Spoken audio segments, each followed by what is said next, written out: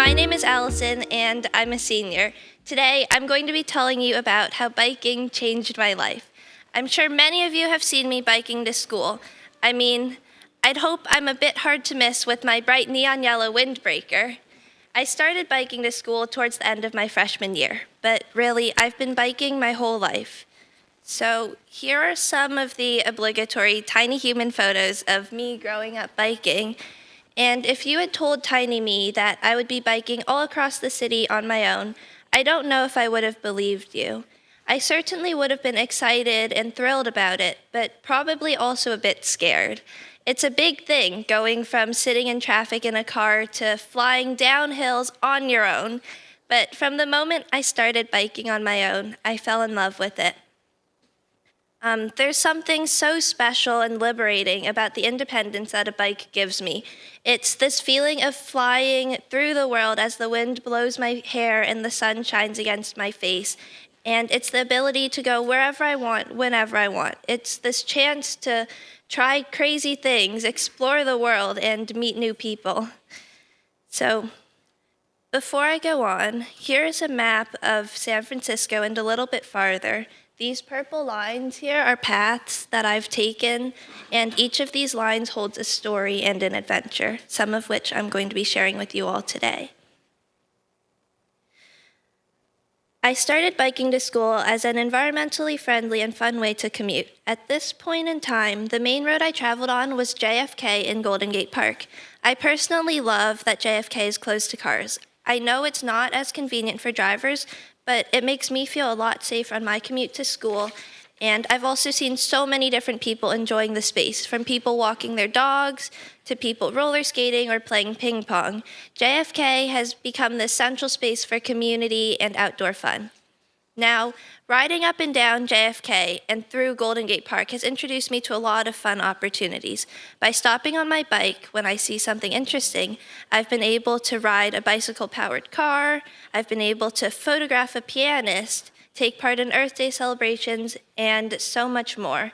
I've even been able to join a bike bus, which is a group of people who meet up to bike to school together. Big thank you to David for inviting me to this. And in these ways, I've been able to connect with a lot of different people and opportunities. But I also really enjoy biking on my own and just exploring. As I've become more comfortable with myself and my bike, who I've named Ellie after the elephant seals that I volunteer with, biking quickly became me time, which I use to go exploring. I put my phone away and devote my rides to taking in the world around me. And these are some of the places that I've been, but I've been to a lot of other places too. So additionally, by not having my phone out, I would need to get creative with directions. Pre-planning routes, writing odd Post-it note instructions, and memorizing street names became a crucial part of my life.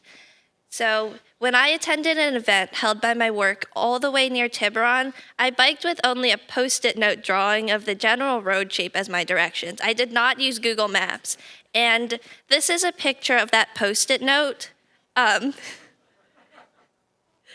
Notice that I literally only drew the vague shape of the road and labeled them. I didn't think to draw or label cross streets or anything, and I had never been here before, so it is quite possibly a miracle that I made it there. But I'm very sure that my bosses, they were pretty skeptical about it, but it all worked out, so it was fine. And by traveling without using Google Maps to a new place, I learned to trust my internal compass and navigation abilities. After successfully biking about 32 miles without getting lost, I gained confidence, patience, and awareness with myself. Now, the area that I end up exploring the most, or basically spending a lot of time in, is the Marin Headlands. I love to bike over the bridge, especially at sunset when the sky is 100 different colors and the pelicans are all flying around. I've also seen fish on the bridge. I don't know if anyone else has seen them, but they're there. It's really weird. And after suggestion from Hayden, thank you, Hayden, I have started taking the coastal trails more often, stopping to photograph memories on the side of the road and pausing to climb through old ruins, safely, of course. And a big shout out to Valerie for letting me drag you with me on my 16-mile biking trip through the headlands, and for spotting me when I decided to climb into that abandoned building, just in case I couldn't get out. Because as a wise person once told me, safety first.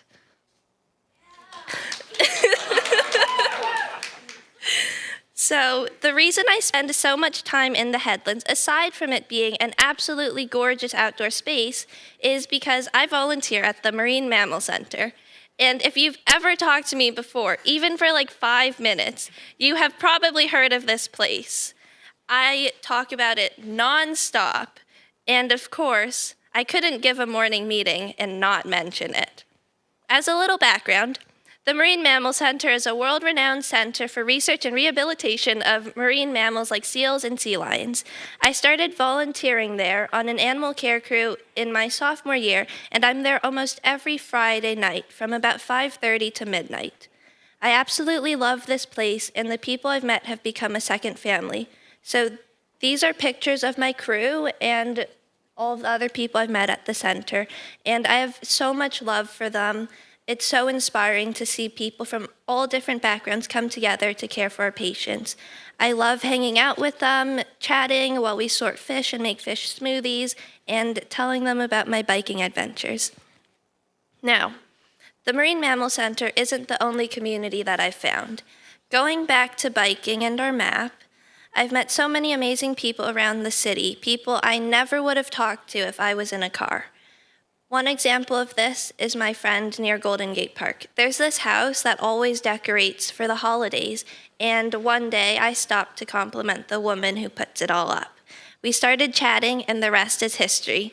It's always a highlight of my day when I bike past and chat with her and the other neighbors for, a few minutes, which really turns into about a half hour to an hour, because we're very chatty people.